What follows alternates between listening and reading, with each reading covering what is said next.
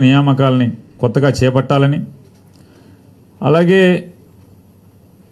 మున్సిపాలిటీల పరిధిలో ఉన్నటువంటి వైఎస్ఆర్ అర్బన్ క్లినిక్స్లో అంటే 560 అర్బన్ క్లినిక్స్ ఉన్నాయి. ఈ 560 అర్బన్ క్లినిక్స్లో వివిధ అంటే ఇప్పటికీ ఏఎన్ఎంలు కానీ ఇట్లాంటి పోస్టుల్ని డాక్టర్ కానీ ఇట్లాంటివన్నీ కూడా ఇప్పటికే మంజూరు చేయడం జరిగింది. అందులో డాక్టర్ రాసిన ప్రిస్క్రిప్షన్కి అంటే డాక్టర్ సూచించినటువంటి మందులు ఇవ్వటం కోసం ఫార్మసిస్ట్ ఉద్యోగాలు 560 కొత్తగా ఫార్మసిస్టుల్ని పోస్టుల్ని నియామకం చేసుకుంటాకి నిర్ణయం తీసుకోవడం జరిగింది. వెరసి ఈ 1285 వివిధ కేటగిరీలకు సంబంధించిన ఉద్యోగాలు కానీ ఈ వైఎస్ఆర్ అర్బన్ క్లినిక్స్లో 560 ఫార్మసిస్ట్ పోస్టులు కానీ మొత్తం కలిపి 1845 కొత్త ఉద్యోగాల్ని నియామకం చేయాలని చెప్పని, అలాగే వైద్య విద్యా శాఖలో డైరెక్టర్ ఆఫ్ మెడికల్ ఎడ్యుకేషన్ డిపార్ట్మెంట్లో టీచింగ్ ఫ్యాకల్టీ కానీ నర్సింగ్ పోస్టులు కానీ పారామెడికల్స్ కానీ అన్నీ కలిపి 2190 మందిని కొత్తగా ఉద్యోగాలు నియామకం చేయాలని చెప్పని వెరసి ఈ మొత్తం కలిపి 4035 కొత్త పోస్టుల్ని మంజూరు చేస్తూ రాష్ట్ర మంత్రిమండలి నిర్ణయం తీసుకోవటం. జగన్మోహన్ రెడ్డి గారి ప్రభుత్వం లక్ష్యం వైద్య ఆరోగ్య శాఖలో వివిధ విభాగాల కింద మొత్తంగా వైద్య ఆరోగ్య శాఖలో ఉద్యోగ నియామక లక్ష్యం 41,308 ఉద్యోగాలుగా లక్ష్యంగా ఏర్పాటు చేసుకుని 2019 జూన్ జగన్మోహన్ రెడ్డి గారి ప్రభుత్వం ఏర్పాటైన దగ్గర నుంచి ఈ రోజు వరకు 26,917 కొత్త ఉద్యోగాల్ని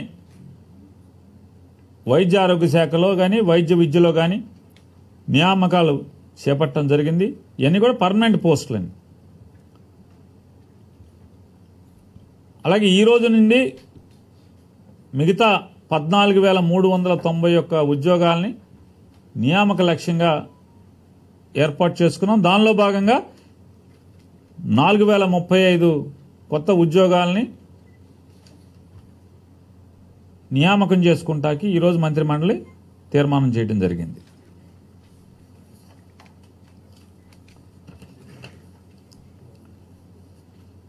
గౌరవ ఆంధ్రప్రదేశ్ వెనుకబడిన తరగతుల సంక్షేమ శాఖ మాత్యులకు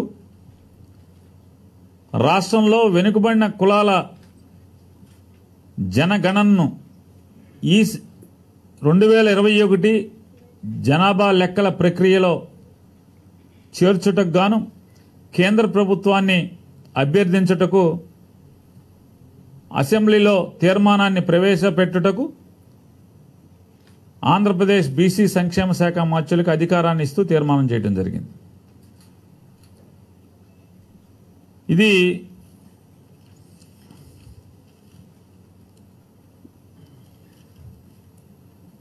పంతొమ్మిది 1931లో ఒకసారి మాత్రమే 1900 అంటే స్వాతంత్రం వచ్చిన తర్వాత 1931 సంవత్సరంలో మాత్రమే ఈ కుల ప్రాతిపాదికన జనగణన జరిగింది.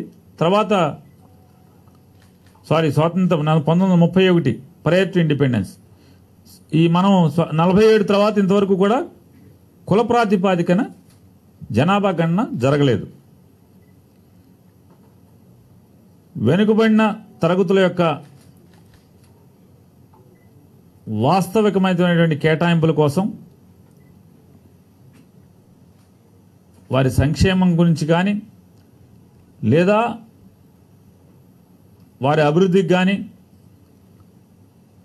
స్పష్టంగా వారి లెక్కల ప్రకారం ఎంత ఇవ్వాలనేది ప్రిసైజ్గా కేటాయించాలని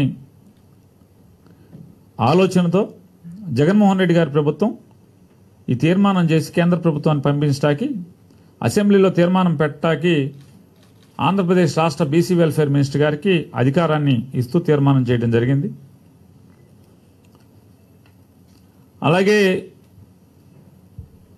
2022 సంవత్సరంలో ఇవ్వాల్సినటువంటి అమలు చేయాల్సినటువంటి అమ్మఒడి కార్యక్రమాన్ని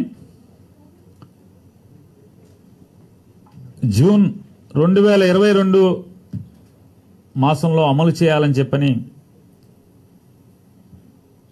దానికి కారణం ఏదైతే ఈ పథకం మొదలుపెట్టినప్పుడు జగన్మోహన్ రెడ్డి గారి ప్రభుత్వం రాగానే 2019 జూన్ మాసంలో జగన్మోహన్ రెడ్డి గారి ప్రభుత్వం వచ్చిన తర్వాత 2021 జనవరి 9వ తారీఖున ఈ పథకాన్ని లాంచ్ చేయడం జరిగింది. లాంచ్ చేసిన రోజండి ఈ పథకాన్ని ప్రారంభించిన రోజే రాష్ట్ర ముఖ్యమంత్రి జగన్మోహన్ రెడ్డి గారు జీవో ఇస్తూ ఆ రోజే చెప్పడం జరిగింది. ఇది మొదటి సంవత్సరం, అంటే మా ప్రభుత్వం వచ్చినటువంటి మొదటి సంవత్సరం కాబట్టి మేము ఎన్నికల్లో ఇచ్చినటువంటి హామీని అమలు చేసుకునే దానికి జనవరి మాసంలో ఈ ఒక్కసారికి మాత్రమే జనవరి మాసంలో ఇస్తున్నాం. ఖచ్చితంగా పిల్లల యొక్క హాజరు 75% చూసుకున్న ఉంటే మాత్రమే ఈ పథకాన్ని అర్హత ఉంటుంది అని చెప్పని 2020 జనవరిలో ఈ పథకాన్ని లాంచ్ చేసినప్పుడు జగన్మోహన్ రెడ్డి గారు నోటి మాటగా చెప్పటం, జీవోగా ఇవ్వటం కూడా జరిగింది. అది ఒకసారి జగన్మోహన్ రెడ్డి గారి మాటల్లో ఆ రోజు, ఎందుకంటే చాలా మంది ఇచ్చిన మాట మర్చిపోయి రకరకాల సర్కస్లు చేసినటువంటి వ్యక్తులు ఇవాళ జగన్మోహన్ రెడ్డి గారి గురించి ఏదేదో మాట్లాడటం రాష్ట్రం చేస్తున్నారు. కాబట్టి వారి బుర్ర సాఫీ అవటం కోసమైనా మరొకసారి వారికి చూపిద్దాం. ఈ బటన్లు ఎవరి దగ్గర ఉన్నాయో రెక్కాడితే కానీ డొక్కాడని కుటుంబాలలో అమ్మ తాను పనికి వెళ్లే పరిస్థితి లేకపోయినా కూడా తన పిల్లల చదువులు ఆగకూడదు అన్న ఆలోచనతోనే ప్రతి అక్క చెల్లెమ్మకు సహాయం చేసేందుకు ఈ అన్న తోడుగా ఉండేందుకు ముందుకొచ్చాడు. పిల్లల్ని చదివిస్తా ఉన్న ప్రతి తల్లికి ఏటా 15,000 ఇస్తాం. 75% అటెండెన్స్ పిల్లలందరికీ కూడా వచ్చే ఏడాది నుంచి తప్పనిసరి అని మాత్రం ఖచ్చితంగా చెబుతాను. ఈ ఏడాది 75% అటెండెన్స్ మాత్రం మినహాయిస్తా ఉన్నాం.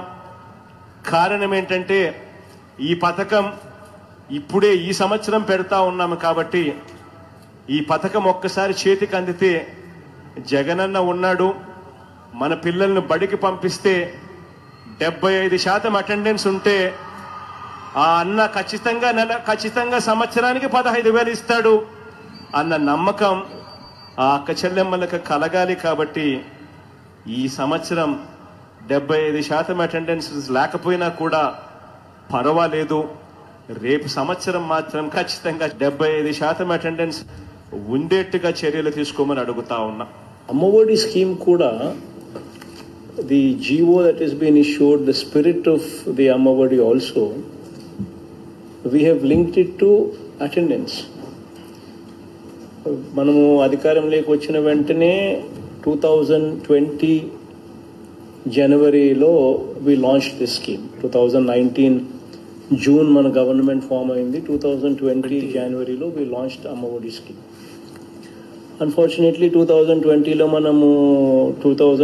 జనవరిలో మనం అమ్మఒడి స్కీమ్ లాంచ్ చేసిన వెంటనే బై మార్చ్ 25th నాటికి కోవిడ్ స్టార్ట్ అయింది. So with in 2 months it self, January, February and March, with in 2-3 months కూడా తిరక్క మునిపే, 2-3 నెలలు కూడా పూర్తి కాక మునిపే, 3 నెలలు కూడా పూర్తి కాక మునిపే schools were forced to shut down. Then మార్చ్లో స్కూల్స్ మళ్ళీ మూతపడిపోయిన స్కూల్స్ను మళ్ళీ పేరెంట్స్ను మళ్ళీ ఉత్తేజపరిచేదానికి, పిల్లలను మళ్ళీ ఉత్తేజపరిచేదానికి మళ్ళీ మనము జనవరిలో 2021 మళ్ళీ మనము అమ్మఒడి ఇన్ఫ్యాక్ట్ మార్చ్లో మన జనవరి 2020లో మనం అమ్మఒడి ఇచ్చినాము. మళ్ళీ నవంబర్ డిసెంబర్లో మళ్ళీ స్కూల్స్ తెరిచినాయి. తర్వాత అది కంటిన్యూ కావాలి అనే ఉద్దేశంతో మళ్ళీ మనము జనవరి 2021లో మళ్ళీ వెంటనే ఎవ్రీ ఇయర్ 2021 జనవరిలో మళ్ళీ మనం అమ్మఒడి మళ్ళీ ఇవ్వడం జరిగింది. సెకండ్ వేవ్ ఆఫ్ కోవిడ్ మళ్ళీ పిక్చర్లోకి మళ్ళీ రావడం, అసలు ఎగ్జామ్సే జరగకోకుండానే పిల్లలను పాస్ చేయడము అన్నీ కూడా మన కళ్ళ ముందరనే జరిగాయి. మళ్ళీ స్కూల్స్ మనము జూన్ 15th స్కూల్స్ స్టార్ట్ కావాల్సిన స్కూల్స్ ఆగస్ట్ 16th అంటే అప్పటికే 2 months డిలే, మళ్ళీ ఆగస్ట్ 16th స్టార్ట్ చేసాం. ఇప్పుడు ఆగస్ట్ 16th నుంచి ఏదైతే కనీసం స్టార్ట్ చేసినామో at least going forward this year, ఈ సంవత్సరం మనం ఇచ్చేది అమ్మఒడి కార్యక్రమం ఏదైతే ఇస్తా ఉన్నామో జనవరి 2020 ఇచ్చినాం, జనవరి 2021 ఇచ్చినాం. దెన్ 22లో let us give it in June instead of Jan. Let us give it in June 2022 and link it with attendance. School ఎన్ని రోజులు అయితే ఆపరేట్ చేశాము అన్ని రోజుల్లో కనీసం 75% attendance, which actually is the GO. కానీ మనం తీసుకొని రాలేకపోతే అమ్మఒడి అనే పథకానికి సీరియస్నెస్ అనేది ఉండదు. ఏప్రిల్లో అటెండెన్స్ దాకా చూసుకొని 75% అటెండెన్స్ను మనము కోరిలేట్ చేసి మళ్ళీ జూన్లో మళ్ళీ స్కూల్ స్టార్ట్ చేస్తాం. సో మేలో వీ విల్ కోరిలేట్. ఏప్రిల్ దాకా ఏప్రిల్ ఎండ్ దాకా స్కూల్ ఉంటుంది. మేలో we will correlate the attendance. జూన్లో స్కూలు స్టార్ట్ చేసే నాటికి కొద్దిగా అటు ఇటుగా స్టార్ట్ చేసే రోజు లేదా స్టార్ట్ చేసేదానికన్నా కొద్ది రోజులు ముందో లేకపోతే సంథింగ్ లైక్ స్టార్ట్ చేసే రోజుకి అనుకుందాం. స్టార్ట్ చేసే రోజుకి అమ్మఒడితో కూడా, సో అమ్మఒడి అండ్ విద్యా కానుక మోరల్లెస్ both of these things should motivate children to come to schools. And అటెండెన్స్తో link చేయడం వల్ల that purpose will be achieved what actually it was intended for. ఏదైతే మనం చూసాం, విన్నాం, కానీ మాట్లాడేవాళ్ళు మాట్లాడుతుంటారు. ఇక అది వాళ్ళ విజ్ఞతకు వదిలేద్దాం. అందుకోసం నేను తల్లిదండ్రులకి మీ ద్వారా ఆంధ్రప్రదేశ్ రాష్ట్రంలోని పిల్లల తల్లిదండ్రులకి ప్రత్యేకించి అమ్మలకందరికీ విజ్ఞప్తి చేసేది 8 నవంబర్ 2021 నుండి ఏప్రిల్ 30, 2022 వరకు సుమారుగా 130 రోజులు ఈ విద్యా సంవత్సరంగా మనకు కనపడుతుంది. ఈ 130 రోజుల్లో ఖచ్చితంగా మీ పిల్లల్ని 75 రోజులు స్కూలుకు పంపాల్సినటువంటి అవసరం ఉంది. ఈ అమ్మఒడి పథకం కనుక మీరు అర్హులుగా రావాలి అంటే కనుక ఖచ్చితంగా 8 నవంబర్ 2021 నుంచి ఏప్రిల్ 30, 2022 వరకు 75% హాజరు ఖచ్చితంగా ఉండి తీరాలి. గడిచిన 2 ఏళ్లు ఎందుకు చూడలేదంటే 2 ఏళ్లు కోవిడ్ వచ్చింది కాబట్టి. మొదటి సంవత్సరం అప్పుడే ప్రభుత్వం వచ్చింది జగన్ గారిది, ఇచ్చిన మాట నిలబెట్టుకుంటాడు. తండ్రిలాగా రాజశేఖర రెడ్డి గారి లాగా జగన్ కూడా నిలబెట్టుకుంటాడనే మాట కోసమే ఆ రోజు నమ్మకం కలగటానికి, ఎస్ జగన్మోహన్ రెడ్డి గారు మాట చెప్పాడంటే నిలబడతాడని తల్లులకి నమ్మకం కలగటం కోసం 2020 జనవరిన ఈ పథకాన్ని లాంచ్ చేస్తూ ఆ రోజు జీవో ఇవ్వడం జరిగింది. కోవిడ్ వచ్చినాయి, 2 కోవిడ్-1, కోవిడ్-2 రావటం వల్ల ఆ జీవోని ఖచ్చితంగా అమలు చేయలేని పరిస్థితి వచ్చింది. కాబట్టి ఇవాళ మళ్ళీ స్కూల్స్ ప్రారంభమైనాయి, పునఃప్రారంభమైనాయి. కాబట్టి అందరికీ విజ్ఞప్తి చేసేది ఖచ్చితంగా 75% ఈ 130 రోజుల్లో 75% హాజరు వచ్చేట్టుగా మీ పిల్లల్ని బడికి పంపమని చెప్పని కూడా మీ అందరికీ విజ్ఞప్తి చేస్తున్నాం. జగన్మోహన్ రెడ్డి గారి ప్రభుత్వంలో వివిధ సంక్షేమ కార్యక్రమాల ద్వారా అర్హత ఉన్నప్పటికీ కూడా టెక్నికల్ అబ్జెక్షన్స్ వల్ల, సాంకేతికమైనటువంటి అవరోధాల వల్ల ఎవరైనా అర్హత ఉండి కూడా ఆ పథకంలో లబ్ధి చేకూరకుంటే కనుక అలా ఇక నుంచి అలా జరిగిన వారందరినీ కూడా జూన్లో ఒకసారి, ప్రతి సంవత్సరం 2 సార్లుగా, జూన్లో ఒకసారి అలాగే డిసెంబర్లో ఒకసారి వారి ద్వారా అంటే అప్ టు మే వరకు, అంటే జనవరి నుంచి మే వరకు ఎవరెవరైతే అర్హత ఉండి కూడా ఆ పథకంలో లబ్ధి చేకూరలేదో వారందరి అర్జీలు తీసుకుని అన్ని స్క్రూటనైజ్ చేసి మళ్ళీ ఒకసారి టెక్నికల్ ఫ్లాస్ అన్ని కూడా ఉంటే సాంకేతిక అవరోధాలన్నీ కూడా అధిగమించి జూన్లో ఇవ్వటం జరుగుతుంది. మళ్ళీ జూలై నుంచి నవంబర్ వరకు ఎవరెవరైతే ఆ జూన్ మాసంలో కూడా రాని వాళ్ళు ఎవరన్నా ఉంటే కనుక దాంట్లో మళ్ళీ డిసెంబర్లో వారిని చేర్చి ఇవ్వటం జరుగుతుంది. ఈ రకమైన ఏర్పాటు కోసం కేవలం ఈ నవరత్నాలు, అమ్మ ఒడి, ఇట్లాంటి చేయూత ఇట్లాంటివే కాకుండా రేషన్ కార్డుకు కానీ, ఇంటి స్థలానికి కానీ, అంటే ఇంటి స్థలం పొందటానికి కానీ అర్హత ఉండి స్థలం రాలేదు, రేషన్ కార్డు అర్హత ఉండి రేషన్ కార్డు రాలేదు, ఇట్లా వీరందరి దగ్గర అర్జీలు తీసుకుని అవన్నీ కూడా వ్యాలిడేట్ చేసి అర్హత కలిగిన ప్రతి ఒక్కరికి కూడా జూన్లో ఒకసారి, డిసెంబర్లో ఒకసారి ప్రతి పథకాన్ని, జగన్మోహన్ రెడ్డి గారి ప్రభుత్వం ఇచ్చేటువంటి ప్రతి పథకాన్ని ఎవరైతే అర్హత ఉండి రాని వారు ఉంటారో వారందరికీ జూన్లో ఒకసారి, డిసెంబర్లో ఒకసారి ఈ పథకం అర్హులుగా చేర్చి ఇవ్వటానికి మంత్రిమండలి ఈ సవరణ నిర్ణయం తీసుకోవడం జరిగింది. అలాగే 1965 సినిమాటోగ్రఫీ చట్టాన్ని సవరించాలని,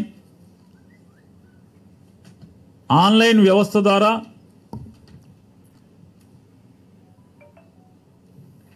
టికెటింగ్ పద్ధతి ప్రవేశపెట్టాలని, ఈ ఆన్లైన్ టికెటింగ్ ప్రవేశపెట్టే వ్యవస్థ Andhra Pradesh film development and television development corporation వారి ఆధ్వర్యంలో నిర్వహించేందుకు మంత్రిమండలి తీర్మానం చేయడం జరిగింది.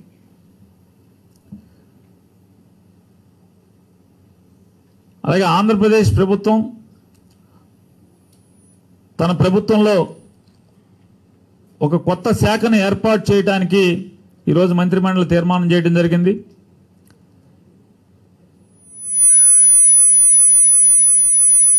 Economically weaker sections welfare department, దాని పేరు ఈడబ్ల్యూఎస్ వెల్ఫేర్ డిపార్ట్మెంట్.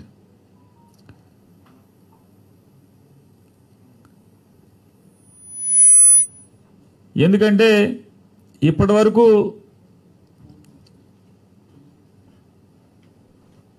ముందుగా సోషల్ వెల్ఫేర్ డిపార్ట్మెంట్ ఏర్పాటైంది, తర్వాత BC welfare department, tribal welfare, తర్వాత బీసీ వెల్ఫేర్, మైనార్టీ వెల్ఫేర్, ఒక్కొక్క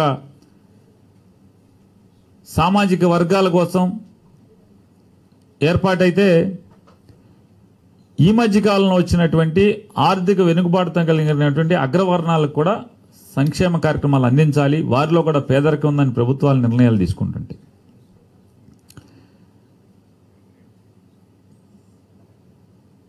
ఈ అగ్రవర్ణాలని సంక్షేమ కార్యక్రమాలు అమలు చేసేదాన్ని మెచ్చుకోవాల్సింది పోయి వాళ్ళకి ఇంజక్షన్లు చేసే కార్యక్రమం, సూదులు పెట్టి గిల్లే కార్యక్రమం, గోళ్లు బాగా పెంచుకుని గోకే కార్యక్రమం. మీరు బ్రాహ్మణులు అయి ఉంటే దేవస్థానంలో ఎండోమెంట్స్ డిపార్ట్మెంట్లో మిమ్మల్ని కలవటువంటి గుడ్డబ్బులన్నీ కూడా బ్రాహ్మణ కార్పొరేషన్కి వాడేస్తున్నారని, ఈలోపుగా వారి మనకు అన్యాయంగా దేవుడి డబ్బులు ముట్టుకోకపోయినా సరే ముట్టుకున్నామని నింద వస్తుందని ఎవరో ఒక ఆయన అధికారి గబగబా దాన్ని ఏం చేద్దాం మరి మిగతా కార్పొరేషన్లతో పాటుగా బీసీ కార్పొరేషన్ అంటే బ్రాహ్మణులను బీసీలో కలుపుతారా అని చెప్పి ఇంకోటి గెలుతూ ఉంటాడు. ఏదో ఒకటి బ్రాహ్మణులకు సంక్షేమం అందుతుందనేటువంటి ఆనందపడేటువంటి తత్వం పోయింది. ఎంతసేపు విషం జిమ్మే కార్యక్రమం. అట్లాగే అగ్రవర్ణాల్లోని క్షత్రియులను కానీ, కమ్మలను కానీ, కాపుల్ని కానీ, రెడ్లను కానీ, ఇలాంటి అనేక అగ్రవర్ణాలని కార్పొరేషన్లు ఏర్పాటు చేసి వాళ్ళని ఎక్కడ కలపాలంటే బీసీలు అంటే మమ్మల్ని బీసీ కలుపుతారని ఒక ఆయన అంటాడు, ఒక ఆయన సాంఘిక మమ్మల్ని ఎస్సీలో కలుపుతారని ఒక ఆయన అంటాడు, లేదా మమ్మల్ని వాళ్ళని తెచ్చి మమ్మల్ని కలుపుతారని. అసలు ఎవడెవడో ఇదంతా ఒకే మాట్లాడేవాడంటే ఒకే మైకులో రకరకాల మాటలు. ఇదంతా చెరువు గట్టు మీద చెరువు మీద పెద్ద బంగ్లా కట్టేసి అక్కడ మైకులు పడేసి ఎవడికాడు వచ్చి గంటకు ఒకడు వాగి వెళ్ళిపోతుంటాడు. ఈడు మాగిందని ఆడికి సంబంధం ఉండదు, ఆడి వాగిందని ఈడికి సంబంధం ఉండదు. ఇట్లాంటి క్షుద్రశక్తుల కోసం, చేతబడులు చేసేవాళ్ళ కోసం తప్పుడు మాటల్ని ప్రజల్లోకి ప్రచారం తీసుకెళ్లేదానికి వీళ్ళ నోళ్లు మూయించడం కోసం ఈడబ్ల్యూఎస్ వెల్ఫేర్ డిపార్ట్మెంట్ అనే దాన్ని ప్రభుత్వం నిర్ణయం తీసుకుని ఏర్పాటు చేయడం జరుగుతుంది. అలాగే ఆంధ్రప్రదేశ్ రాష్ట్రంలో ఉన్నటువంటి జైనులందరికీ కూడా ఒక కార్పొరేషన్ వారి సంక్షేమం కోసం జైనుల కులస్తుల్లో జైన మతస్థుల్లోనే పేదవారి సంక్షేమం కోసం జైన్ కార్పొరేషన్ ఏర్పాటు చేయాలని, అలాగే సిక్ కార్పొరేషన్ ఏర్పాటు చేయాలి. సిక్కులు ఆంధ్రప్రదేశ్ రాష్ట్రంలో ఉన్నటువంటి సిక్కుల్లో పేదవారి కోసం వారి సంక్షేమం కోసం సిక్ కార్పొరేషన్ ఏర్పాటు చేయాలని నిర్ణయం తీసుకునే క్రమంలో మంత్రివర్గంలో ముఖ్యమంత్రి గారి దృష్టికి ఒక సంఘటన కూడా తీసుకొచ్చారు. సరే, వీరిలో అందరిలో కూడా వెలమల్లో కొప్పు వెలమ కాకుండా ఓసీ వెలమ కూడా ఉన్నారు. పద్మ వెలమని, ఆది వెలమని ఇట్లాంటి ఓసీ వెలమ ఉన్నారు. వారు ఎందులో లేకుండా ఉన్నారు. వారి గురించి కూడా మీరు ఇప్పటికే బీసీ వెల్ఫేర్ డిపార్ట్మెంట్కి ఎండార్స్మెంట్ ఇచ్చారు. దీన్ని కొత్త కార్పొరేషన్ ఏర్పాటు చేయటమా లేకపోతే దేంట్లోనే కలపటమా స్టడీ ఎగ్జామిన్ చేయమని. దాన్ని అలాగే ఉండిపోయిందంటే ఇమీడియట్గా వారికి కూడా వెలమలకు కూడా ఆది వెలమ పద్మ వెలమలకు కూడా వాళ్ళలో ఉన్న పేదరికాన్ని పట్టించుకునే దానికి పేదరికంలో ఉన్నటువంటి వారి సంక్షేమం కోసం కూడా దానికి కూడా తొందరలో కేబినెట్కి తీసుకురామని కూడా ముఖ్యమంత్రి గారు ఆదేశాలు ఇవ్వటం జరిగింది. అట్లాగే ప్రతి సంవత్సరం నవంబర్ 1వ తారీఖున వైఎస్ఆర్ జీవన సాఫల్యత పురస్కారాలని అలాగే వైఎస్ఆర్ సాఫల్యత పురస్కారాలని అందించాలని చెప్పని ఎవరైతే రాష్ట్ర అభ్యున్నతి కోసం, ప్రజాభ్యున్నతి కోసం, సాంస్కృతిక అభ్యున్నతి కోసం పనిచేసేటువంటి సంస్థలు ఉంటాయో ఆ సంస్థల్ని 8 సంస్థల్ని, అలాగే వ్యవసాయం కోసం, వ్యవసాయ అభివృద్ధి కోసం, వ్యవసాయంలోని మెళుకుల కోసం పనిచేసేటువంటి అభ్యుదయ రైతులకి ఒక కేటగిరీగాను, కళలు సంస్కృతి ఈ రెండిట్లో అవిరళ సేవలు కృషి చేసినటువంటి అందించినటువంటి వారికి, అలాగే సాహిత్యంలో కృషి చేసిన వారికి, జర్నలిజంలో కృషి చేసిన వారికి మరియు వైద్య ఆరోగ్యంలో కృషి చేసిన వారికి అంటే మొత్తంగా వైఎస్ఆర్ జీవిత సాఫల్య అవార్డులు 29, వైఎస్ఆర్ సాఫల్య పురస్కారాలు 30 మందికి ప్రతి సంవత్సరం ఆంధ్రప్రదేశ్ రాష్ట్ర అవతరణ దినోత్సవం రోజున జరపాలి అని చెప్పని మంత్రిమండలి ఈరోజు నిర్ణయించడం జరిగింది.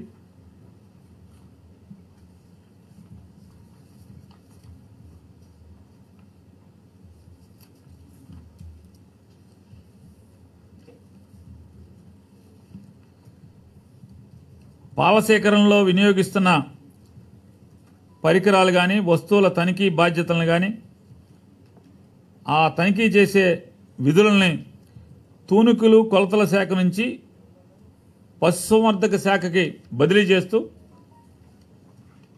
మంత్రిమండలి తీర్మానం చేయడం జరిగింది. ప్రధాన ఉద్దేశం జగన్మోహన్ రెడ్డి గారి యొక్క ఆలోచన, ఆంధ్రప్రదేశ్ రాష్ట్ర ప్రభుత్వం మరీ ప్రత్యేకించి జగన్మోహన్ రెడ్డి గారి ప్రభుత్వం ఈ పాల వెల్లువని గ్రామాల్లో ప్రతి చోట పెద్ద ఎత్తున పాల దిగుబడి జరగాలని చెప్పని, పెరగాలని చెప్పని, దానికోసం అని చెప్పని అంటే ప్రతి ఇంటి ఆడపడుచుకి ఇదొక ఆదాయ వనరుగా, పాడి అనేది ఒక ఆదాయ వనరుగా ఆ ఇంటి ఇల్లాలికి ఉండాలని చెప్పని పెద్ద ఎత్తున ప్రోత్సహిస్తున్న సంగతి మనందరికీ తెలుసు. దానిలో భాగంగా వారు ఈ పాలు పోసేటువంటి రైతులు ఎవరు కూడా మోసపోకుండా ఉంటాకి దాన్ని పశుసంవర్ధక శాఖ ద్వారా చూసేదానికి, నియంత్రించేదానికి నిర్ణయం చేయడం జరిగింది. అలాగే మావోయిస్టు మరియు వారితో పాటు మరికొన్ని సంస్థల్ని మరొక సంవత్సర కాలం పాటు నిషేధిస్తూ మంత్రిమండలి తీర్మానం చేయడం జరిగింది. తూర్పుగోదావరి జిల్లా పి గన్నవరంలో కొత్త అగ్నిమాపక కేంద్రాన్ని ఏర్పాటు చేయడానికి రాష్ట్ర మంత్రిమండలి తీర్మానం చేయడం జరిగింది. తూర్పుగోదావరి జిల్లా పి గన్నవరంలో కొత్తగా ఏర్పాటయ్యేటువంటి ఈ అగ్నిమాపక కేంద్రం దానిలో పనిచేయడం కోసం కొత్తగా 19 మంది ఉద్యోగస్తుల నియామకం చేయటానికి కూడా మంత్రిమండలి తీర్మానం చేయడం జరిగింది. ఇది పీగనంలో ఏర్పాటు చేయటానికి ముఖ్యమంత్రి గారి యొక్క సూచన మేరకు అక్కడ గెయిల్ కానీ ఆయిల్ కానీ ఎక్స్ప్లోర్ చేయడానికి పెద్ద ఎత్తున యాక్టివిటీ జరుగుతున్నప్పుడు ఏదైనా యాక్సిడెంట్ జరిగితే ఆ దగ్గరలో ఈ అగ్నిమాపక వాహకాలు లేకపోవటం, మనుషులు లేకపోవటం అనేది ఆయన తన పాదయాత్రలో చూసినటువంటి విన్నటువంటి జ్ఞప్తికి తెచ్చుకొని ఇమీడియట్గా మంజూరు చేయమని అధికారులకు చెప్పి దాని క్యాబినెట్ తీసుకొచ్చి ఈరోజు మంజూరు చేయించడం జరిగింది.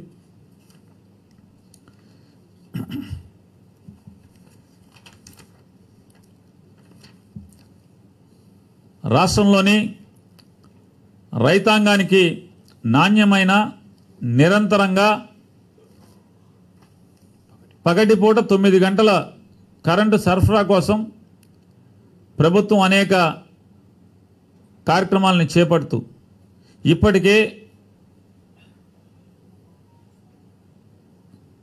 కొన్ని వేల కోట్ల రూపాయలని క్వాలిటీ కరెంట్ సప్లై చేయడం కోసం జగన్మోహన్ రెడ్డి గారి ప్రభుత్వం ఖర్చు పెట్టగా భవిష్యత్తులో ఈ ఉచిత విద్యుత్ అనేది ప్రభుత్వానికి భారంగా మారకుండా ఉండటం కోసం కేంద్ర ప్రభుత్వ సంస్థ అయినటువంటి సోలార్ ఎనర్జీ కార్పొరేషన్ ఆఫ్ ఇండియాతో ఒక ఒప్పందాన్ని చేసుకొనడం కోసం మంత్రిమండలి ఆమోదించడం జరిగింది. ఈ ఒప్పందం ద్వారా 25 సంవత్సరాల పాటు యూనిట్ ₹2.49 మాత్రమే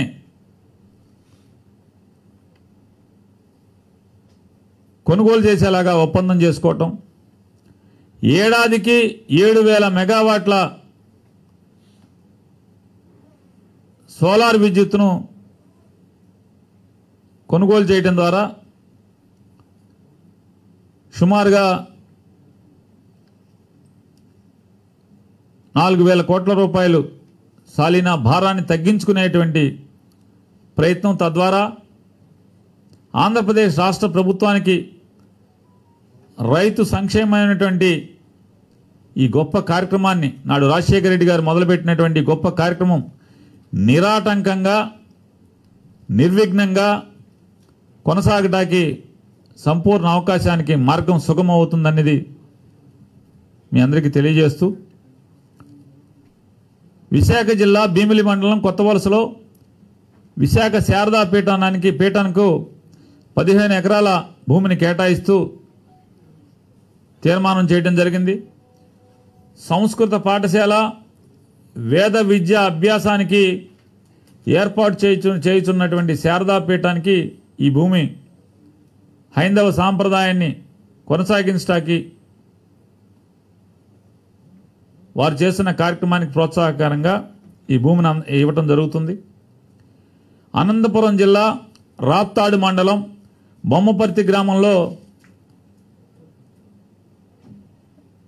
జయలక్ష్మి నరసింహశాస్త్రి గుండ్లూరు ట్రస్టుకు 17 ఎకరాల 49 సెంట్ల భూమిని కేటాయిస్తూ నిర్ణయించడం జరిగింది. ఈ అనంతపురం జిల్లాలో కూడా వేద పాఠశాల మరియు సంస్కృత పాఠశాల ఏర్పాటుకు ఇది సుగమం అవుతుంది. అలాగే నగరి నియోజకవర్గం నగరి ఏరియాలో ఈ నగరి ఏరియా ఆసుపత్రి కోసం కావలసినటువంటి ప్రభుత్వ భూమి మార్పిడికి కేబినెట్ ఆమోదం తెలియజేయడం జరిగింది.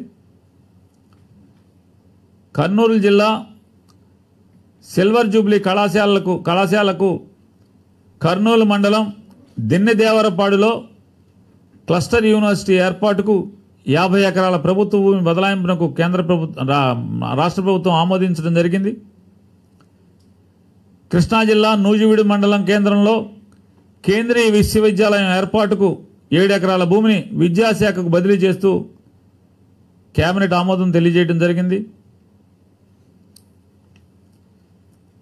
వాసవి కన్యకా పరమేశ్వరి చౌల్ట్రీలు అంటే సత్రాలు, అన్నదాన సత్రాల నిర్వహణను దేవాదాయ శాఖ నుంచి తిరిగి వారికే అప్పగించే నిర్ణయానికి కేబినెట్ ఆమోదం తెలియజేయడం జరిగింది.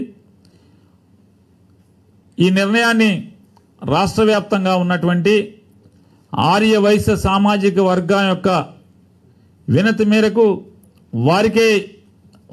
వారి ద్వారా వారి నిర్వహణలో వారి నిధులచే నిర్వహించబడుతున్నటువంటి కార్యక్రమాలన్నీ వారికే అప్పగించాలని నిర్ణయం చేయడం జరిగింది.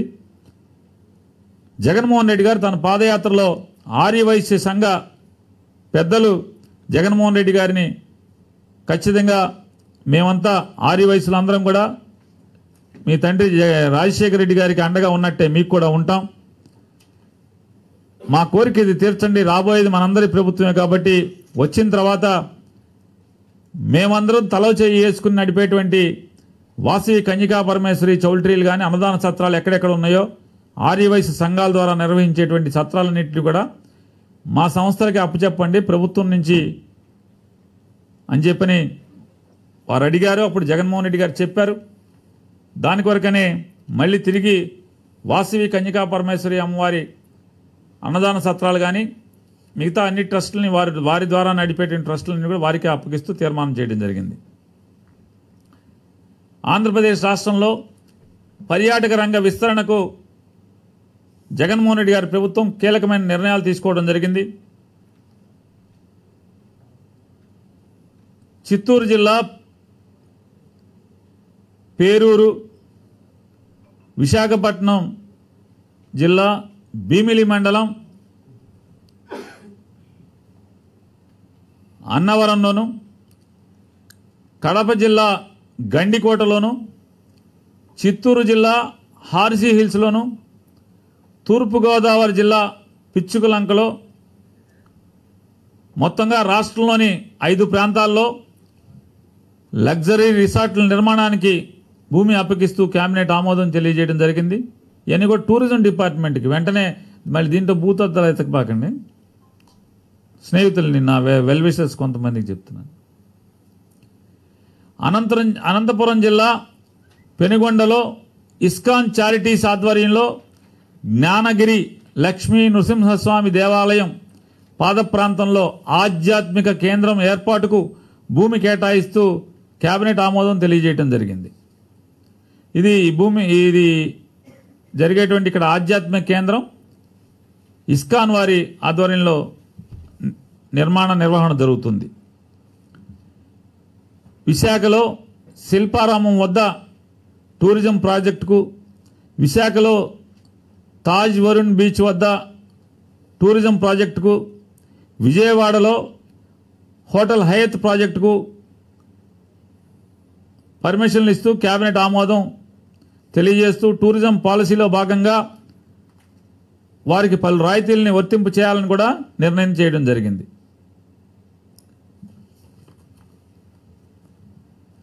ప్రకాశం జిల్లా వాడరేవులో ఫిషింగ్ హార్బర్ నిర్మాణానికి పరిపాలనా అనుమతులను మంజూరు చేస్తూ రాష్ట్ర మంత్రిమండలి ఆమోదం తెలియజేయడం జరిగింది. విశాఖపట్నం మధురవాడలో అదానీ ఎంటర్ప్రైజెస్ ఆధ్వర్యంలో 2000 మెగావాట్ల data centre park, business park, skill development యూనివర్సిటీలకు 130 ఎకరాలను కేటాయిస్తూ కేబినెట్ ఆమోదం తెలియజేయడం జరిగింది. ఈ ప్రాజెక్టులో ఈ డేటా సెంటర్లో స్కిల్ డెవలప్మెంట్ సెంటర్ వీటన్నిటిలో కలిపి 14,634 కోట్ల పెట్టుబడి రాబోతుందని, ప్రత్యక్షంగా 24,990 మందికి ఉద్యోగ అవకాశాలు కలగబోతున్నాయనేది మీ ద్వారా రాష్ట్ర ప్రజలకు తెలియజేస్తూ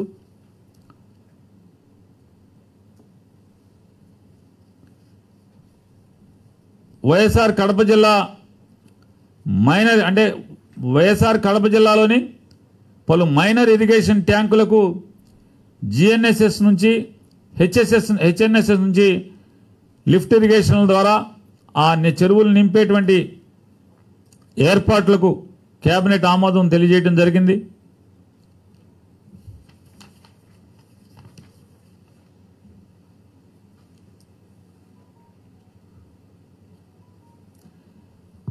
అలాగే విజయనగరం ప్రాంతంలో ఉన్నటువంటి జేఎన్టీయు కాకినాడ విశ్వవిద్యాలయానికి సంబంధించినటువంటి ఇంజనీరింగ్ కళాశాలను జేఎన్టీయు గురజాడ విజయనగరం అనే ఒక కొత్త సాంకేతిక విశ్వవిద్యాలయంగా ఏర్పాటు చేస్తూ మంత్రిమండలి నిర్ణయం తీసుకోవడం జరిగింది. అలాగే ప్రకాశం జిల్లాలో ఆంధ్రకేసరి విశ్వవిద్యాలయం ఏర్పాటుకు కూడా ఇప్పటికే నిర్ణయం తీసుకున్నారు. ఈ రెండు జేఎన్టీయు జీవి అంటే జేఎన్టీయు గురజాడ విజయనగరం, ఆంధ్రకేసరి విశ్వవిద్యాలయం ప్రకాశంలో ఈ రెండు విశ్వవిద్యాలయాల ఏర్పాటు కోసం ఆర్డినెన్స్ తేవడానికి రాష్ట్ర మంత్రి మండలి ఆమోదం తెలియజేయడం జరిగింది.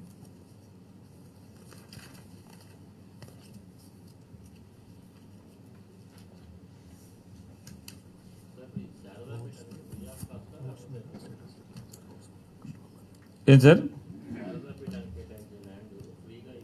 వస్తున్నా పీఠం భూమి వచ్చేస్తాను చిన్నది.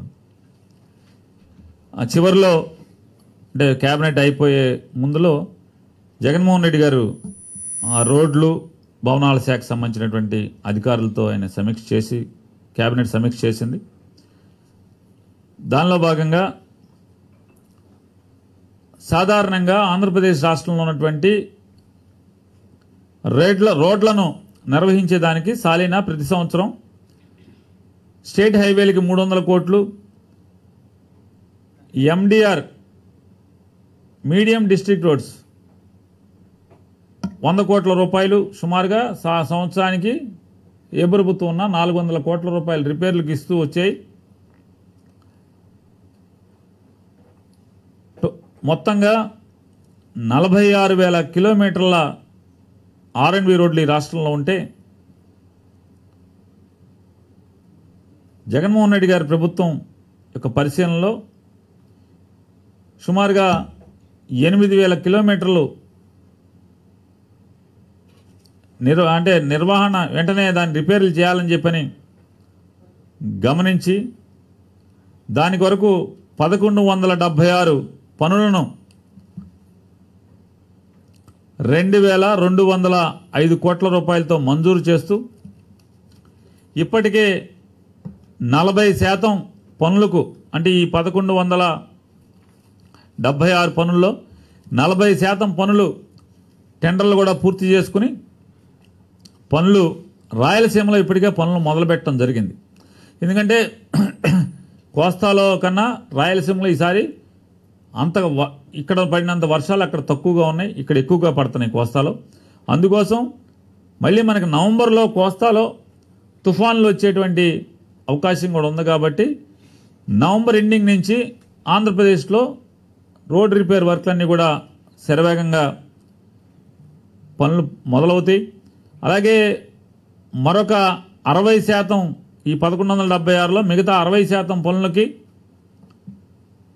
నవంబర్ 15వ తారీఖు లోపు టెండర్లు పూర్తి చేయాలని చెప్పని, ఆ టెండర్లు పిలవాలని చెప్పని, అలాగే నవంబర్ మాసాంతం లోపు ఏజెన్సీలను ఫిక్స్ చేసి డిసెంబర్ నుంచి మే ఎండింగ్ లోపు ఈ మొత్తం 1,100 చిల్లర రోడ్లను సంపూర్ణంగా మరమ్మతు చేసి ప్రజలకు సౌకర్యంగా ఏర్పాటు చేయాలని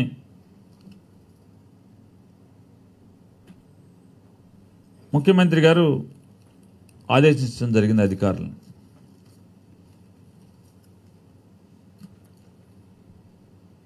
శారదాపేట ఏంటి సార్? డబ్బులకే సార్, కాస్ట్ ఉంది.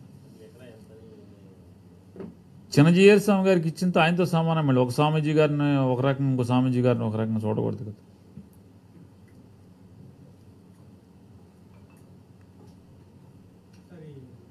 ప్రైవేట్ ఇన్స్టిట్యూషన్కి సంబంధించి గొడవలు జరుగుతుంది, ఆందోళన చేస్తున్నారు. దానికి సంబంధించి కొంతమంది రోజున పేరెంట్స్ రోడ్ మీదకి వచ్చి దాని మీద క్యాబినెట్లో అసలు అది ఆ వీడియో ఇస్తే బాగుండేది.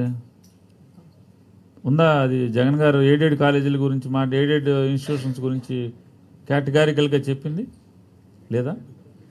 ఈలోపు నేను ఏదో వీళ్ళతో సరదాగా మాడుతుంటా గబాలను తెప్పించండి అది.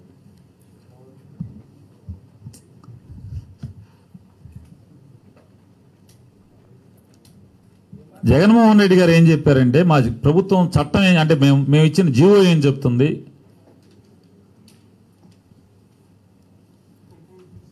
ఇందులో స్వచ్ఛందంగా తప్పితే ఏదైనా ఎయిడెడ్ పాఠశాల, ఏదైనా ఎయిడెడ్ విద్యా సంస్థ ఎవరిని కూడా బలవంతం చేయడానికి వీల్లేదు. ప్రభుత్వం లేదా ప్రభుత్వ అధికారులు కానీ ఆ ట్రస్టుల్ని ఒత్తిడి చేయకూడదు, బలవంతం చేయకూడదు, బెదిరించకూడదు. వాస్తవంగా వందల సంవత్సరాల క్రితం, దశాబ్దాల క్రితం విద్యా వ్యవస్థని విస్తరింపజేయాలి అనే గాంధీ గారి పిలుపు మేరకు అనేక చోట్ల ఎయిడెడ్ ట్రస్ట్లు అంటే ట్రస్ట్ ద్వారా ఎడ్యుకేషన్ అనేది స్టార్ట్ అయింది. తర్వాత ప్రభుత్వం వచ్చిన తర్వాత అంటే మన సొంత ప్రభుత్వం వచ్చిన తర్వాత దానికి ప్రభుత్వ పాఠశాలలు ఏర్పడేప్పటికి టైం పడుతుంది కాబట్టి దానికి ఎయిడ్ ఇవ్వాలని చెప్పని ఒక లక్ష్యంతో వచ్చినట్టుగా ఎయిడ్ ఇవ్వాలని చెప్పని వస్తూ వచ్చింది. మారిన కాలపాలన పరిస్థితులు, ప్రభుత్వ పాఠశాలలు విరివిగా పెరగటం కానీ, ఉపాధ్యాయుల నియామకాలు పెరగటం కానీ, రకరకాల కారణాలతో 2000 సంవత్సరం నుంచి ఎయిడెడ్ పాఠశాలల్లో నియామకాలు కూడా ఆగిన సంగతి అందరికీ తెలిసిన విషయాలే. చాలా చోట్ల అప్పుడు కట్టిన బిల్డింగ్లు పాడైపోతూ ఉన్నాయి. బిల్డింగ్లు ఎందుకంటే ఇవన్నీ కూడా వ్యాపారం కోసం వచ్చిన సంస్థలు కాదు, ఈ ఎయిడెడ్ సంస్థలన్నీ కూడా. ఆ రోజు ప్రభుత్వానికి మారుమూల చోట పాఠశాలలు పెట్టేటువంటి స్వాతంత్రం వచ్చిన కొత్తలో సామర్థ్యం లేని పరిస్థితిలో ఈ సంస్థలన్నీ కూడా ఈ సంస్థలు పెట్టిన స్కూల్స్ అన్నీ కూడా, ఈ స్వచ్ఛంద సంస్థలన్నీ కూడా ట్రస్టులు కానీ, తద్వారా ఆ బిల్డింగ్లు పాడైపోతున్నాయి, తండ్రులు వెళ్ళిపోయారు, ఆస్తులు కరిగిపోయినాయి. ఇవాళ కొత్తగా దాని మీద డబ్బులు తెచ్చే పరిస్థితులు కనపట్టలేదు, దాన్ని బాగు చేయలేకపోతున్నాం. పోటీతత్వం పెరిగిపోయింది ఈ పాఠశాలలో అని భావించే ఎవరైనా ఉంటే, మేము నడపలేము, మా తండ్రులు మా తాతల ఆశయాల్ని కొనసాగించాలని మేము అనుకుంటున్నాం, కానీ మా దగ్గర ఆర్థిక పరిస్థితి పరిమితంగా ఉండటం వల్ల మేము వారి ఆశయాలను కొనసాగించలేకపోతామని ఎవరికైనా అనిపిస్తే దాన్ని ప్రభుత్వానికి అప్పచెప్పండి. మేము మీ తాతలు తండ్రులు మీ ఏదైతే మీ పూర్వీకుల పేర్లు ఆ ట్రస్ట్ని ఏమాత్రం పేరు మార్చకుండా దాన్నే కొనసాగిస్తాము, మీకు కనుక అవకాశం ఉంటే, మీకు అటువంటి అభిప్రాయం ఉంటే ఇవ్వండి అని చెప్పని ముఖ్యమంత్రి గారు కానీ ప్రభుత్వం కానీ చెప్పింది. అలాగే ఎవరెవరిని ఒత్తిడి చేయకూడదు. ఒకవేళ మేము ప్రైవేట్గా మారిపోతాం అనుకుంటున్నాం, ఏదైనా ఒక ఎయిడెడ్ సంస్థ మేము ప్రైవేట్గా మారిపోతాం అనుకుంటున్నాం, మేము దీన్ని సగం సగంగా కొనసాగించలేకపోతున్నాం, ఎందుకంటే ఎయిడెడ్ పోస్ట్ ఉంటే ప్రభుత్వ నియంత్రణ ఉంటుంది, ఫీజులు కానీ ఇంతే తీసుకోవాలి ఎయిడెడ్ ఉంది కాబట్టి అని చెప్పని. ఒకవేళ ఆ నియంత్రణ మేము భరించలేకపోతున్నాం, సగం సగంగా చేయలేకపోతున్నాం కాబట్టి మా స్కూల్ మేము ప్రైవేట్గా నడుపుకుంటాం, మీరు మీ పోస్టులని మీ టీచర్లని మీ ఎయిడెడ్ ఉద్యోగస్తులను తీసుకెళ్ళిపోండి అని కనుక స్వచ్ఛందంగా అప్పచెప్తే తీసుకుని ఎక్కడో అక్కడ ప్రభుత్వ పాఠశాలలో, ప్రభుత్వ కాలేజీల్లో కానీ పాఠశాలలో కానీ వీళ్ళతో ఉద్యోగం చేయించుకుంటాం అనేది రెండో షరతు. ఇందులో ఇంకా మూసేయమని ఎవడ అడిగారు మమ్మల్ని, మాకు ఇచ్చేయమని అడగలేదు కదా. ఇంకోటి కూడా చెప్పారు ఈనాడు ముఖ్యమంత్రి గారు క్యాబినెట్లో కూడా కేటగారికల్గా, అంతకుముందు చెప్పారు మళ్ళీ చెప్పారు. ఏం చెప్పారు? ఒకవేళ కాగితం ఇచ్చేసి ఉంటే కనుక, ఏమని మేము ప్రభుత్వానికి అప్పచెప్పేస్తున్నామని కనుక ఎవరన్నా ఏదన్నా విద్యాసంస్థ కాగితం అప్పచెప్పి ఇచ్చేసి ఉంటే ప్రభుత్వానికి, అయినా కూడా పునరాలోచన చేసి నిర్ణయం మార్చుకుంటే ఇప్పటికైనా కూడా దాన్ని మీకు వెనక్కి ఇచ్చేయటానికి, లేదా అదే ఎయిడెడ్ పద్ధతిలో 50-50గా అంటే కొన్ని పాత ఎయిడెడ్ పోస్టులు సగం ప్రభుత్వం నియంత్రణలో ఎయిడెడ్ కాలేజీని నడపాలనుకుంటే కూడా మీ ఇష్టం అది. స్వచ్ఛందం తప్పితే ఇందులో ఒత్తిడి లేదు. ఎవడో ఇందులో నాలాంటి రాజకీయ కక్కుర్తిగాళ్ళు బయలుదేరిపోయి వీళ్ళని గీళ్ళని అపోహలు పెట్టి ఊరికే ఆ పిల్లల తల్లిదండ్రులు ఒక నలుగురు ఉంటే వీళ్ళు ఒక 50 మంది మామూలు పెద్దోటి పిల్లలు లేకపోయినా ఈడే తల్లిదండ్రులకి వెళ్ళిపోయి బ్యానర్ పట్టుకుంటే చేయగలిగేది ఏమంటుంది? ఈ ప్రభుత్వం చెప్తుంది కేటగారికలుగా.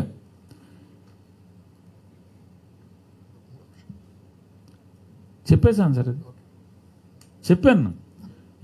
అంటే ప్రభుత్వ నియంత్రణలో ఎయిడెడ్ పాఠశాలగా ఎయిడెడ్ సంస్థగా కొనసాగించాలన్నా మీ ఇష్టం, లేదు టీచర్లు మనకు అప్పచెప్పి ప్రైవేట్గా కొనసాగించాలన్నా మీ ఇష్టం.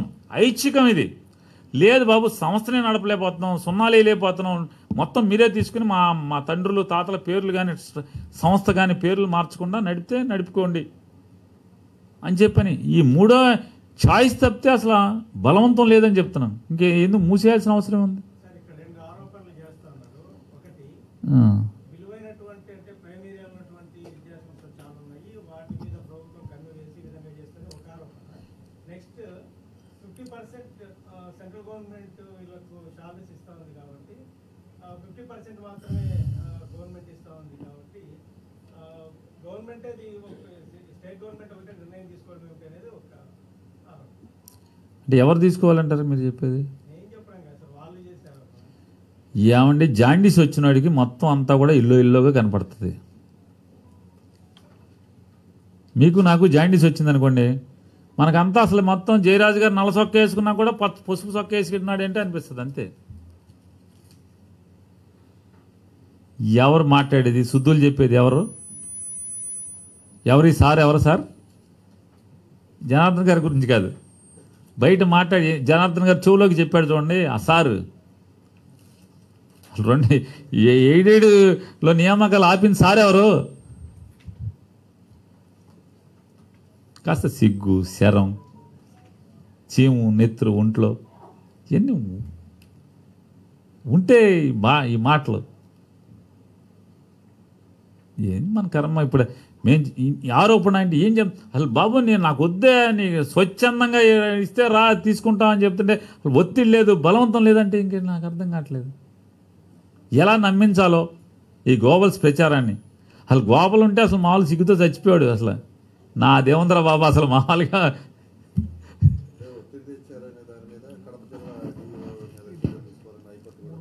ఏంటండి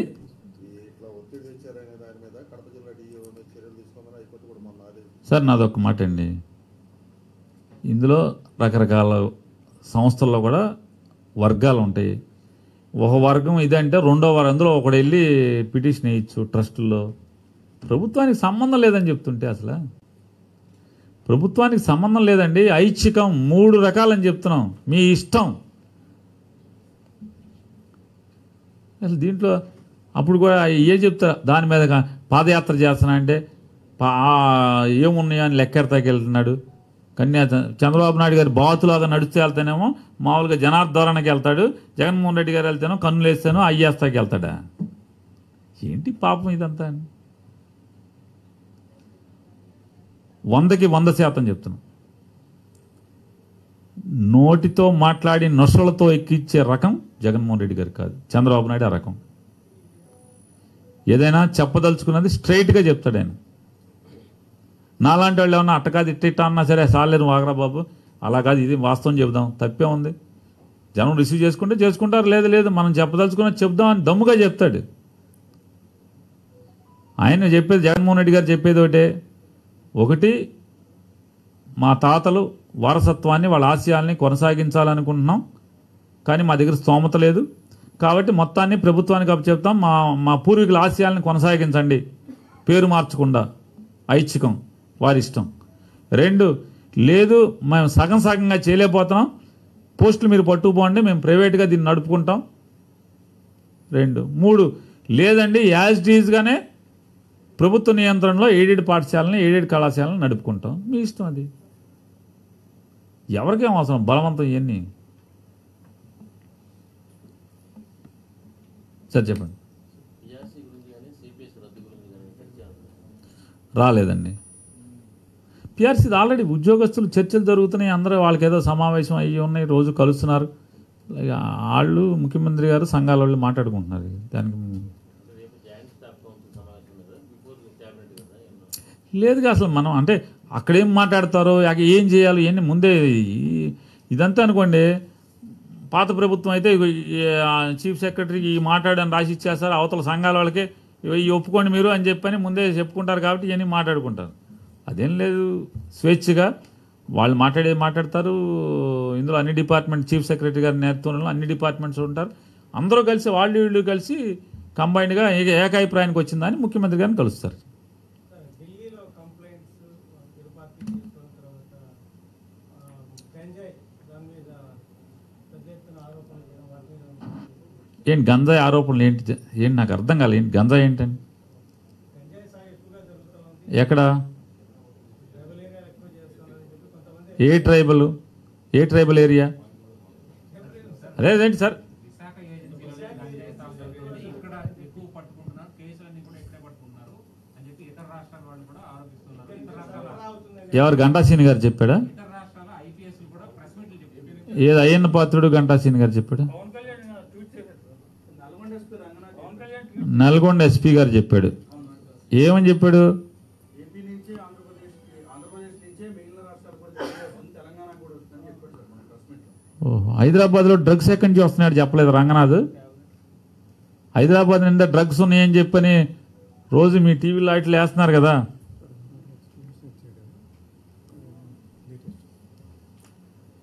కానీ హైదరాబాద్ నిండా డ్రగ్స్ ఉన్నాయని చెప్పని మన టీవీలు అన్నింటిలో వేస్తున్నాం కదా. మొన్నటిదాకా మూసేశారు, దుకాణం సర్దేశారు, మళ్ళీ వచ్చాడు, సజ్జనారు వెళ్ళిపోయాడు, వాళ్ళు వచ్చారు, వీళ్ళు వచ్చారు, వస్తున్నాయి కదా. మరి అది ఎక్కడి నుంచి తయారవుతున్నాయి? అది రంగనాథ్ అడగండి ఒకసారి. నానా బాబు రంగనాథ్, ఈ మత్తు బిళ్ళలు ఇవన్నీ ఎక్కడ తయారవుతున్నాయి ఒకసారి అది కూడా అడగండి, చెప్తాడు. అన్నిటి తెలుసు కదా ఆయనకి.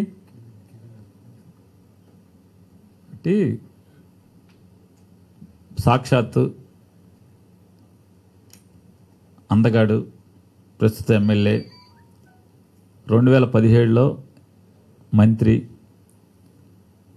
ఆయన చెప్పాడు మనందరికీ ప్రపంచానికి ముందు గంజా ఇదివరకు పొట్లల్లో పట్టుకెళ్ళేవాళ్ళు, ఇప్పుడు లారీలు పట్టుకెళ్తున్నారు. 2017లో లారీలు పట్టుకెళ్ళిపోతున్నారు. క్యాబినెట్లో కూడా మా బాబు మాట్లాడాడు. ఏదోట్లే భారతదేశంలో మనం ఇందుకు బాగా మనం నమోదయ్యామన్నమాట, మనకి ఘనత వచ్చిందనమాట గంజాయి పండించడంలో అని మా ముఖ్యమంత్రి గారు చెప్పాడు సరదాకి నవ్వుతా. ఆయన చెప్పాడు, ఈనాడు చెప్పే మీరు పట్టించుకోవట్లా. గంటా శ్రీనివాసరావు గారు అని చెప్పాక ఆయన చెప్పాడా, మీకు ఎవరు చెప్పారని అడుగుతున్నాగా. గంజాయి పెరిగిందని చెప్పనే, సాగు పెరిగిందని గంటా శ్రీనివాసరావు అంటే మీరు పట్టించుకోవట్లా. పని గంటా శ్రీనివాసరావు బ్యాచ్ మీరు అనుకోండి, ఆయన వర్గం అనుకోండి, ఆయనకి వ్యతిరేక వర్గం ఒకటి ఉందిగా, నున్నగా నగనగలాడుతూ ఉంటుంది. ఆయన కూడా మాట్లాడాడుగా, ఆయన కూడా చెప్పాడుగా 2016లో మంచి చక్కటి బూతులు గీతులు కలిపి మసాలాలు మరమరాలు కారం ఉప్పు అన్నీ వేసి కలిపి తిప్పినట్టుగా మంచి చక్కటిగా 4-5 రకాల బూతులు అవి వేసి మాట్లాడి కలిసి చెప్పాడు కదా. అసలు విశాఖపట్నంలో గంజాయి ఎరగొట్టి తెగ పెరిగిపోతుంది, చచ్చిపోతున్నాం అసలు గంజాయి బాగా అసలు అడిగట్లేకపోతున్నాం, ఇది అది అని మాట్లాడుతున్నాడు కదా. అంటే 2016లో 17లో ఆ మూల ఆయన అనుకుంటా ఆయన పవన్ కళ్యాణ్ ఏదో చెప్పాడు అంటున్నారు, మీరేమన్నారు? గౌరవ్ పవన్ కళ్యాణ్ గారు వారు నిన్న అసలు వరద అనమాట, సగా మామూలుగా అసలు ఏదో సినిమాలు తుపాకీలు కాల్చేస్తాడు మెషిన్ గన్ లాగా ట్వీట్లు. పాపం ఆ జీతగాడు ఎవరో పాపం జీతం ఎంత తీసుకున్నాడో తెలియదు కానీ బాగా ఆయన దాంట్లో రెండో ట్వీట్లో ఆయన ఉంది. మొదటి ట్వీట్లో ఏమో రంగనాథ్ గారి స్టేట్మెంట్ ఉంది. రెండో ట్వీట్ ఏం చెప్పాడంటే, నేను 2018లో ఏఓబీలో పాదయాత్ర చేస్తుంటే జనం కోసం తిరుగుతుంటే, జనం సమస్యలు తెలుసుకుంటా తిరుగుతుంటే అప్పుడే చెప్పారు గంజాయి విపరీతంగా అసలు పట్టుకోలేకపోతున్నాం, చెప్పలేకపోతున్నాం, బాగా వేల ఎకరాలు పండించేస్తుంది గంజాయి ఇక్కడ అని చెప్పి జరుగుతుందని చెప్పి ఆయనే చెప్పాడు. మరి 18 నుంచి ఇప్పుడు దాకా అప్పుడు పడుకుని ఇప్పుడు లేచాడనమాట. గంజాయి అక్కడ బాగా ఉంది కదా అరకెళ్ళినప్పుడు, అప్పుడు పడుకుని ఇప్పుడు లేచాడా?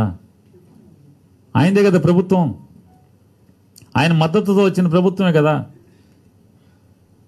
ఆయన ఓటడిగితే వచ్చిన ప్రభుత్వం అనేది వాళ్ళు కలిసి చెప్పారు కదా. మరి అప్పుడు పడుకుని అప్పుడు మత్తు ఇప్పుడు వదిలింది, 18 21 వదిలింది. రంగనాథ్ ప్రెస్ మీట్ పెట్టి చెప్పేదే కానీ జగన్మోహన్ రెడ్డి గారి ప్రభుత్వం వచ్చిన తర్వాత ఇప్పుడు ఆయనకి మత్తు వదిలింది. ఇటువంటి దిక్కుమాలిన రాజకీయాలు చేసేవాళ్ళు ఇవాళ నీతులు చెప్పటం ఎంతవరకు ధర్మం ఇది? ఇవాళ నోటికి వచ్చినట్టు మాట్లాడేవాళ్ళు, ఈ గంజాయి గురించి మాట్లాడేవాళ్ళు. ఆ రోజు మంత్రులుగా ఉన్నప్పుడు వీళ్ళందరూ ప్రభుత్వం నడిపారు. ఒక ఆయన ముఖ్యమంత్రి, ఒక ఆయన మంత్రి, ఇంకొక ఇద్దరు మంత్రులు స్టేట్మెంట్లు ఇచ్చారు, క్యాబినెట్లో చర్చించామని చెప్పారు. ఇట్లా ఇది దుర్మార్గం. ఆ రోజు వీళ్ళు బాగా వ్యాపారాన్ని ప్రోత్సహించారు. ఇవాళ మేము సస్తనం దాన్ని కట్టడి చేయలేక.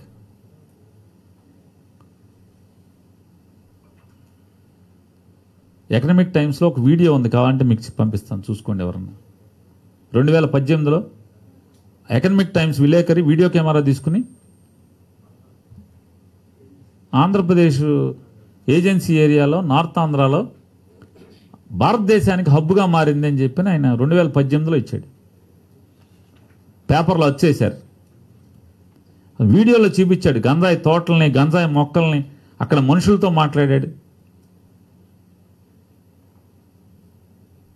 ఎక్కడికి తీసుకెళ్తున్నారు వీళ్ళు? ఎవరు వీళ్ళు? వీళ్ళ విలువలేంటి?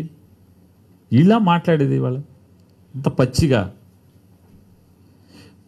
మా దురదృష్టం వాళ్ళతో అవతల ప్రత్యర్థులు అటువంటి వాళ్ళతో రాజకీయాలు చేయటం. మీ అందరి దురదృష్టం వాళ్ళ దగ్గర అంటే వాళ్ళ ప్రభుత్వంలో అట్టా జరిగి మళ్ళీ వాళ్ళు అట్టా మాట్లాడటం, వాళ్ళని మనం చూసి రావటం, రికార్డు చేయటం, అది దాన్ని బయట జనాలకు రాయటం, వాడు చెప్పింది వాగింది రాయటం, ఇదంతా మనందరి దురదృష్టం.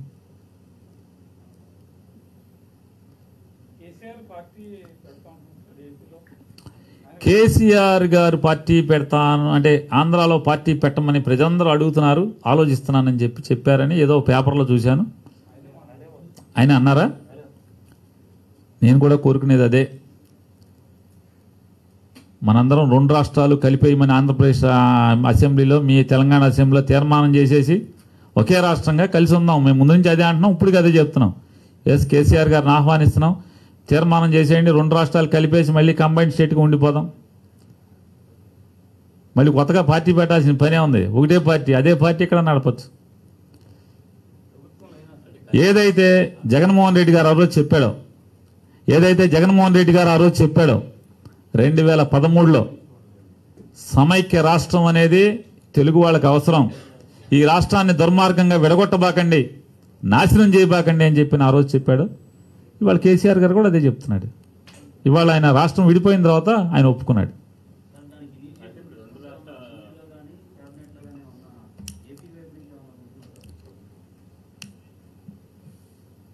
ముందుగా నన్ను ఆ చివరి ఆయన పేర్లు చెప్తుంటే బాధపడిపోతున్నారు.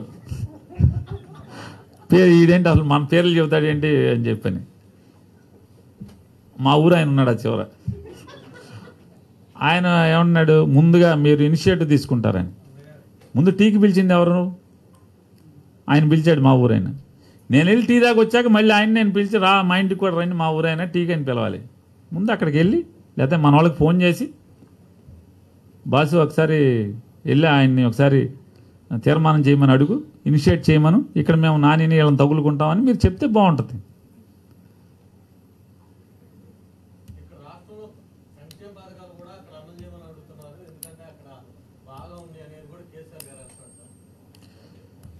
ఒకసారి బండి సంజయ్ గారి దగ్గరను ఇక్కడ ఎవరి దగ్గరన్నా మైకి పెడితే అన్నీ చెప్తారు, ఏది ఎక్కడ బాగా జరుగుతున్నాయి ఏంటి అన్ని జరుగుతూ ఉంటాయి. ఇవన్నీ ఎవరికి వాళ్ళది ఏదో అన్న సామెతగా ఉంటుంది కదా.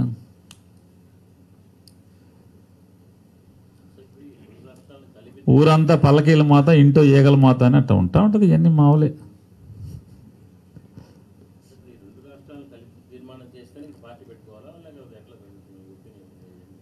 అసలు పార్టీ పెట్టుకోవడం ఈ గోలంతా ఇదంతా ఎందుకే? అదేదో అంతర్జాతీయ మన చంద్రబాబు నాయుడు పార్టీ లాగా అంతర్జాతీయ పార్టీ, జాతీయ అధ్యక్షుడు, జాతీయ కార్యదర్శి, మళ్ళీ ఇదో ఉప కార్యదర్శి, ప్రాంతీయ కార్యదర్శి, ఇవన్నీ ఎందుకు? అసలు ఒకటే రాష్ట్రాలు కలిపేద్దాం, ఒకటే అయిపోద్దిగా. మళ్ళీ మీరు కూడా అంతర్జాతీయ టీఆర్ఎస్, జాతీయ టీఆర్ఎస్, ప్రాంతీయ టీఆర్ఎస్, ఇవన్నీ ఎందుకు అసలు? అంతే కదా. ఎందుకు సమస్య? ఎందుకు? జనం ఎవడు కోటైతే అడుగుతారు. చంద్రబాబు నాయుడు గారికి జగన్మోహన్ రెడ్డి గారి ముఖ్యమంత్రి సంవత్సరం వచ్చిందేంటి? జనం ఎవరికి ఓటేసారు? 14లో అతనికి వేశారు, 19లో మాకు వేశారు. సమస్య ఏమొచ్చింది? ఏమండి తప్పే ఉంది? విలేకరులు పెరిగినప్పుడు నాయకులు పెరగకూడదు ఏంటి?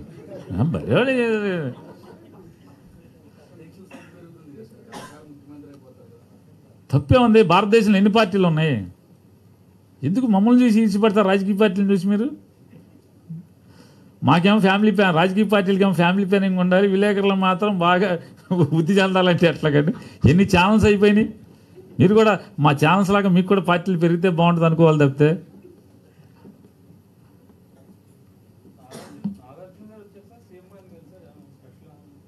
ప్రశ్నలే ఉండదు. అంత సాదానే, రాజనేం లేదా? సినిమా పరిశ్రమ కానీ వాళ్ళిద్దరు స్నేహితులు, వెల్ విషర్స్ కూర్చుంటే అంతకుమించి ఏంది? సినిమాది ఉంటే నన్ను కావాల్సిందే, సినిమాది కాదు.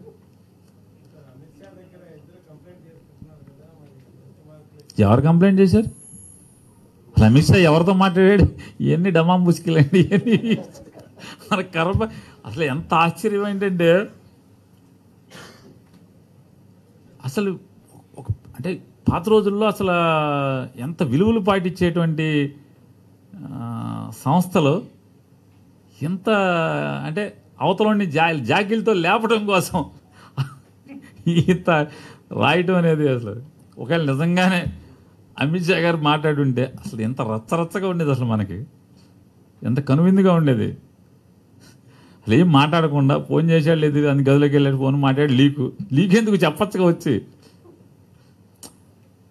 శనివారం నాడు వెళ్తా అని చెప్పాడు కదా, అమిత్ షాతో ఫోన్ మాట్లాడాడు, ఆయన లీక్ ఎందుకు అసలు?